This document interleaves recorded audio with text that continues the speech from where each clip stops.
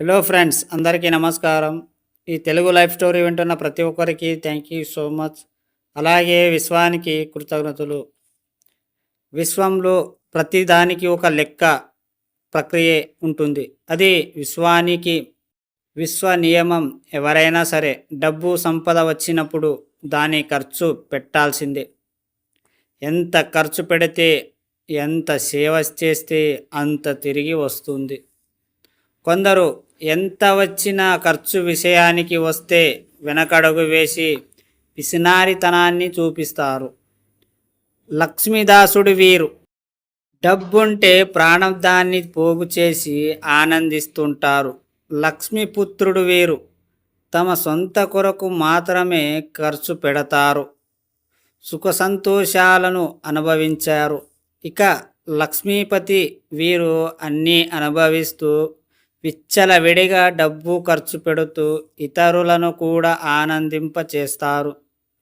ఇప్పుడు మీరు ఏం కోవలోకి ఖర్చు పెట్టడానికి ఆలయాలు, తీర్థయాత్రల పేరుతో కనీసం ఖర్చు పెట్టడానికి ప్రకృతికి నియమించిన ధర్మం మన సంస్కృతి సాంప్రదాయాలు.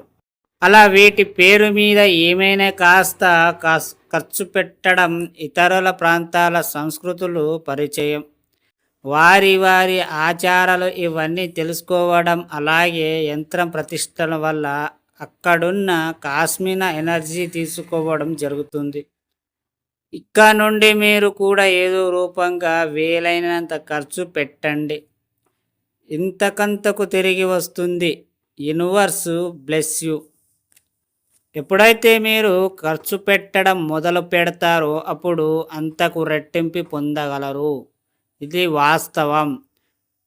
మీరు ఎప్పుడు కూడా సరే ఫస్ట్ ఒక పెట్టుబడి పెట్టాల్సిందే. పెట్టుబడి పెట్టిన తర్వాత లాభాలు రావడానికి మొదలవుతుంది. అలాగే ఎక్కడ కూడా ఒక బిజినెస్ కావచ్చు, లేదా ఏదైనా పని కావచ్చు, ఖర్చు పెట్టాలి. ఖర్చు పెట్టినప్పుడు మాత్రమే అందరూ మనలోకి వస్తారు, అందరూ మనకు ప్రేమిస్తారు. డబ్బు ఉంటేనే అన్నీ. ఖర్చు పెట్టకుండా ఎవరుని పక్కన ఉండరు. అలా అని ఎలా పడితే అలా అవసరం లేని దానికి కూడా ఖర్చు పెడుతుంటే మీరు అనాథ అయిపోతారు. కొంచెం 10% మాత్రమే మీరు సంపాదించిన దాంట్లో 10% ఖర్చు పెట్టండి, అంతే. మీరు ప్రతి దాంట్లో అవసరం లేని ఖర్చులు పెట్టకండి. మీకు కావాల్సిన దానికి ఖర్చు పెట్టండి. ఒక 10 మంది నాకు అన్నదానం చేయండి, లేదా వాళ్ళకి అవసరం చేయండి. కానీ మీరు అప్పులు మాత్రం ఇవ్వకండి. అర్థమైందా? ఈ స్టోరీ విన్న ప్రతి ఒక్కరికి థ్యాంక్ యూ సో మచ్. అలాగే విశ్వానికి కృతజ్ఞతలు.